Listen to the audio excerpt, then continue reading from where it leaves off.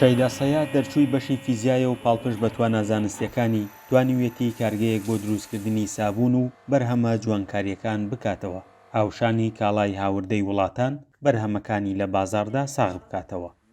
ساڵی 2022 بۆ 23 بەشی فیزیای زانکۆی سلێمانیم تەواو کردووە. زانستی فیزیا بێگومان ئەو زانیارە زانستیانەی لە بەشەکەیە وەرم گرتووە، هاوکارم بۆ ئەوەی دەست بە ئیشێکی زانستی بکەم و دواتر هەوڵ بم زانیاری دەرەکیش کۆ بکەمەوە. هەتا ئەم ئیشەم پێدا مەزراند لە ساڵی ڕاستی من لە ساڵی 2018 دەستم بە ئیشەکە کرد و لە ساڵی 2021 کردم بە کارگەیەک. بەرهەمەکان بە گوێرەی ڕەچەتە زانستیەکان دروست دەکرێن و پشکنینی جیاجیایان لە تاقیگەکەیدا بۆ دەکرێت، دواتر دەنێرێنە کوالیتی کۆنترۆڵ و لەوێ لە دوای پەسەندکردنیان دەخرێنە بازاڕەوە.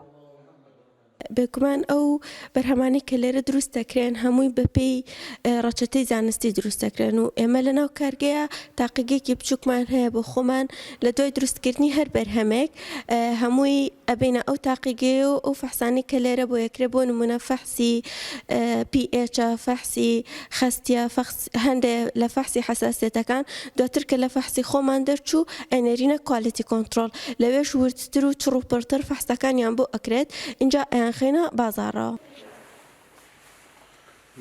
لە کارگەکەی شەیدادا 20 جۆر کاڵای جۆراوجۆر دروست دەکرێن، بەشێکیان پشت بە پاشماوەی ڕۆک و گوڵەکانی کوردستان دەبەستن.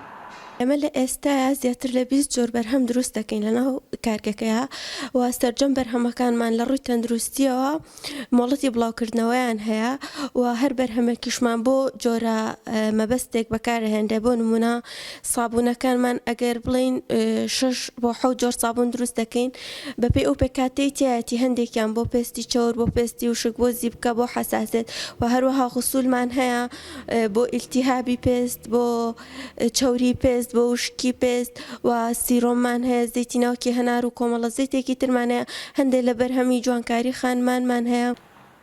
شەیدا خاوەنی مۆڵەتی تەندروستیە بۆ بڵاوکردنەوەی بەرهەمەکانی بۆ زیادکردنیان و کەمکردنەوەی هاوردەکردنی مادەکان بۆ کارگەکەی لە زەویەکی وەزارەتی کشتوکاڵدا بڕیارە چەند جۆرێک لە گوڵ بچێنێت و زەیتیان لێوەربگرێت، بەوە شتێچووی بەرهەمەکانی کەم دەبێتەوە و بە نرخێکی کەمتر دەیان خاتە بازاڕەوە.